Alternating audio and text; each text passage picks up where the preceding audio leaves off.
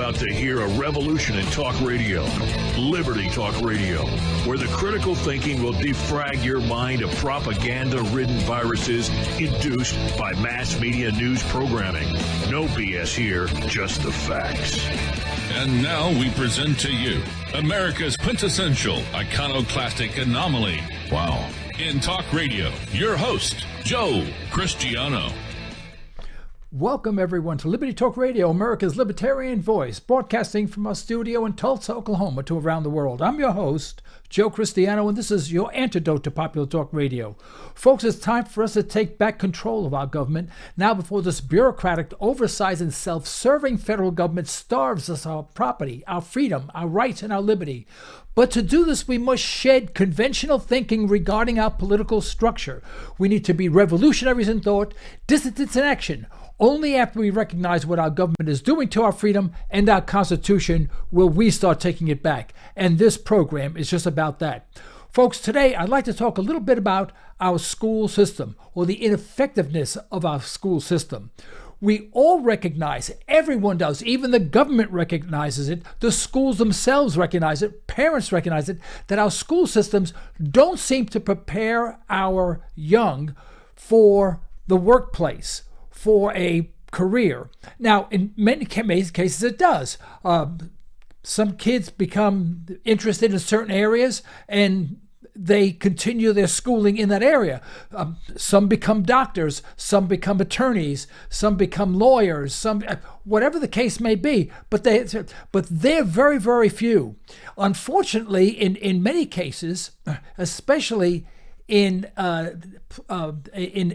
low-income neighborhoods, you find that the dropout rate for students in school is extremely high.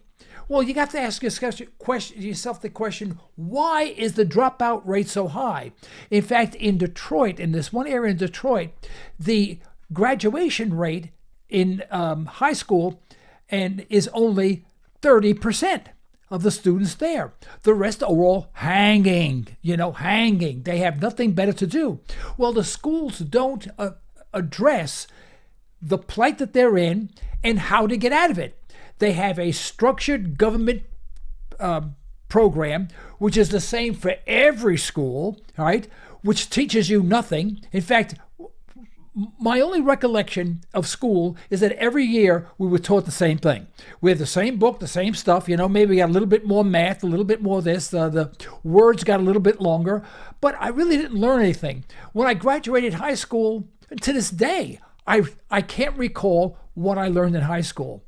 And today we have a real dilemma in that our children are graduating high school and even colleges, and they don't know the basics of anything. In other words, they're unqualified for a job. They're unqualified. They're not prepared for the workplace. And they're being taught by people who graduated from the school system, got their degree in teaching or a master's degree in teaching, went back to the school system, and are teaching the same stuff that they learned, which was not very effective, because if it was, they'd have a higher paying job. But some of them get even master's degree and then go back and they teach kindergarten or first grade or second grade. And they teach very elementary things the same way they did 50 years ago. Well, let me suggest this, and this is going to sound kind of crazy, is that I would recommend that every young person, even those that drop out of school, right, don't become an employee, own a company. Now you say, Joe, there's something wrong with you.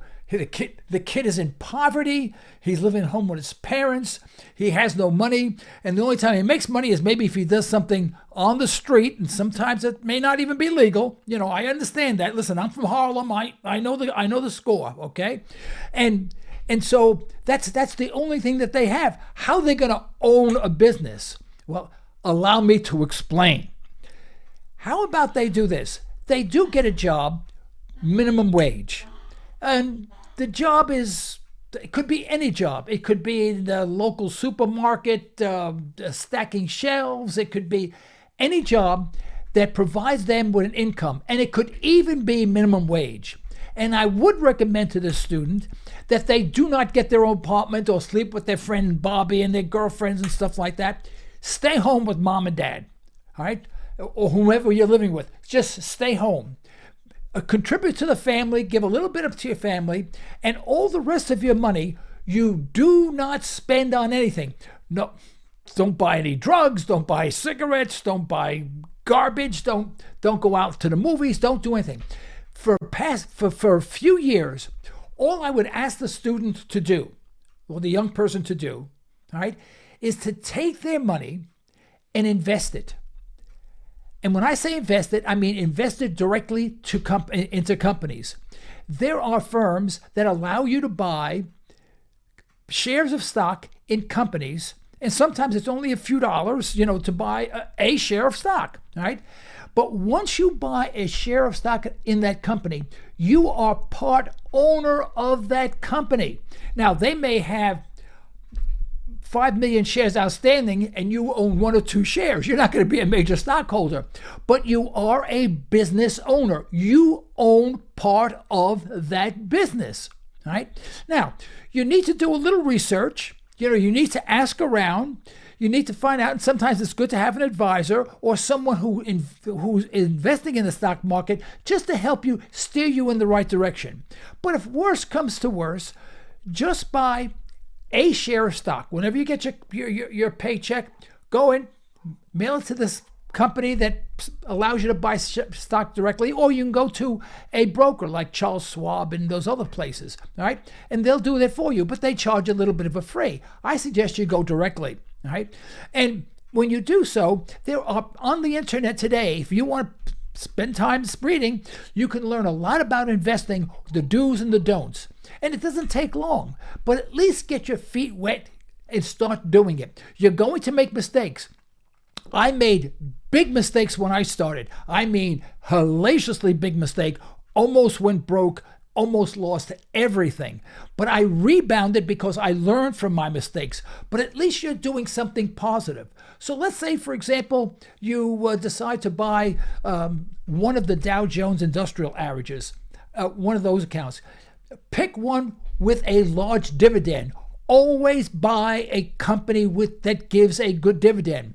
On Shark Tank, Kevin O'Leary, he always has 5% of his money in precious metals like gold, and the rest he has in income generating stocks in companies. If a company will not pay him to buy their stock, he doesn't buy the stock. He has nothing but income bearing stocks. So you can, if you go to the Dow Jones Industrial Average, for example, even if you didn't want to do any research at all, pick the company with the highest dividend. That means the price is usually pretty low, and that's why the dividend is high, because the price is low. When the price goes higher, the dividend gets swallowed up a little bit. So, but do that, and every week or every 2 weeks or every month, buy. Now, you should be buying some defensive stocks too, and you can ask anyone this question. You can find this information online. I don't have to give you a sermon on this thing. You can buy utilities. Utilities don't move much in price, but they give an excellent dividend. So in case there's a big stock market crash, they move very little, but you still get your dividend. But even stock market crashes aren't all that bad because they only last usually 2 years, except for back in the 1920s and 30s when it lasted for a long period of time. That's because the government kept on interfering with the free market system. Hopefully that will not happen again. But my point being is that if a person, male or female, that makes no difference. I say guy, I apologize. But if they do so and they continue to accumulate, they'll realize after a while they'll have a sense of net worth. They'll say, hey, I have X number of shares of this company, X number of shares of that company. My dividends are so-and-so. It won't be long until they will be able to literally live off their dividends. But you don't want to do that. You want to keep on investing. If you take any money out, you better invest it back in again. Forget the fancy car. Forget the fancy girls. Forget the fancy restaurants. Forget the pot. All that other stuff. Throw that junk away. Get rich. And this does not require an education. And anything you want to know about investing is on the internet. If you don't have a computer, go to the library. That's free. Read. You're going to make mistakes. You're going to lose money here and there. But in the long run, you will do very well. Now, the reason why I bring this up is because our school systems don't teach you how to make money, how to survive in our environment. They teach the same stuff year after year after year to the same student. What you learn in the 4th grade, you learn in the 5th grade. It's the same thing. It gets a little bit more detailed because and advanced because you're older and you can absorb the information more readily. But you don't ever learn how to make money. And the proof of the pudding, look at teachers. They don't know how to make money. They know nothing about business. And yet, why are you going to school? You're going to school just to learn something? And most of what you learn in school is propaganda anyway. History that you learn in school is basically 95% skewed in a direction where the government wants you to think a certain way. So you're not learning anything of value. There's no value there. And once you start investing in stocks, you start reading about the stocks. You'll get information in the mail about what the company is doing. You can see where it's going. And then all of a sudden you'll start thinking about it globally. You say, well, geez, the United States looks a little shaky today. I think I'll start investing in companies that have large interest in the Far East, in the Middle East, in what they call the Dragon Fund type of companies. But anyone can do that. Any student can do that, and they can start by getting a minimum wage job. Now, if you get a job better than that, paying more minimum wage, buy. But don't spend the money. Help your family. Help your family out, number one. But what is ever left over, you invest every single penny. Now, it may seem like a hardship, and it will be. It will be a hardship. It's always been a hardship for me. Listen, I have a couple of businesses. I've made plenty of money. I've been broke, and I've made plenty of money in my lifetime, okay? I'm 76 years old now. I don't have to do this anymore, But a few years ago, 3 years ago, my car died. It was an old Subaru. When I say old, it was old. It was the original Subaru. Had the original engine that was only in production for about 6 months. That engine blew, and I could not get it replaced because they didn't have any more. They didn't make them anymore. And I had to buy a new car. Now, quite frankly, I'm not bragging, but I'm just saying that I could have bought any car I wanted. What I did is I went to the Toyota dealership that's only 2 miles away from my house, and I bought myself a 2002 Toyota Sienna for $5,200. And I was hacked off that I have to spend that much money. But I paid cash for it, bought it home, put it in the driveway, but I had no debt.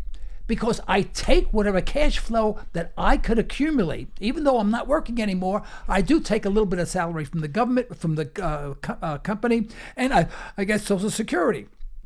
And my wife is still working. She's an audiologist, so we make some money there. And what do I do with that money? I invest it. They say, Joe, at your age, why don't you spend it? Because I enjoy what I'm doing. And that's the important part. Young people get jobs that they don't like. They have professions that they're not really interested in. They have bosses they don't like working for. They get depressed. But don't you be the boss. You own the company. Even if you have one share of, let's say, AT&T, that's you own part of that company. It gives you a sense of self-worth. But once you have one share, it's never enough. You gotta have two. And once you have 100 shares, you gotta have 200 shares. And it will grow and grow and grow. Now, it does take some study. It does take some preparedness. It does take discipline. It's not easy, but you can do this without relying on the government, without relying on anyone other than yourself and your own motivation to do so. Now, here's my problem. Why don't they teach this in school? Now, I'm not saying be a stockbroker or how to buy stock. Why don't they teach children how to make money, how to become productive? Because they're government schools. Government schools want people to be dependent on the government.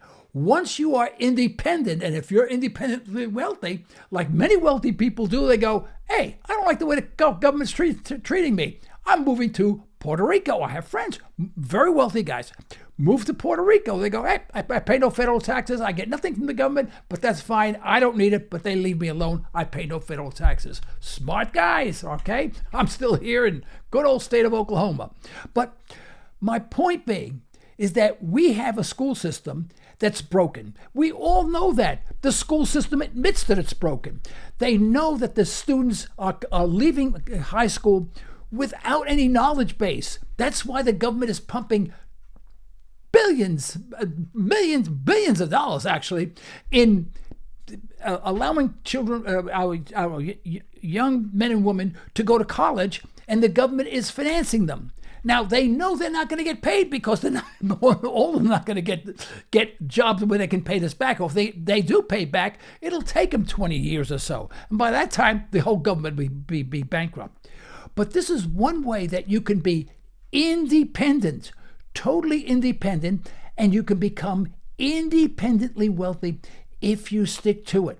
Even if you do a lot of things wrong, even if you make some bad mistakes, and I've made a lot of silly mistakes, tons of them, but I kept on going. I'm going to tell you one story. I bought a load of shares in natural gas because I thought natural gas cars were coming out, and also this is about 20 years ago. I mean, I emptied the bank account. I said, I'm going to become a multimillionaire, Warren Buffett, move away. I'm taking your place. Well, it just happened that they didn't use natural gas. Everything went down, lost nearly every penny. Everyone does it. Everyone goes through that. No one has a perfect record. Not even Warren Buffett. In fact, when you speak with rich people, what's really interesting is that what they talk about mostly is not all of their achievements. They talk about their failures because their failures are the things that made them wealthy. Their failures are the things that made them think about what they did wrong, how they can fix it, and how they can move ahead. And you need all of that. You need the successes, but even more importantly, you need the failures. Why don't we teach that in school? I really hope that you would give this some thought. It's fun to do once you become and then you can say, what do you do for a living? I'm a business owner. They're not going to ask how many shares of stock you have in what company, but you are a business owner.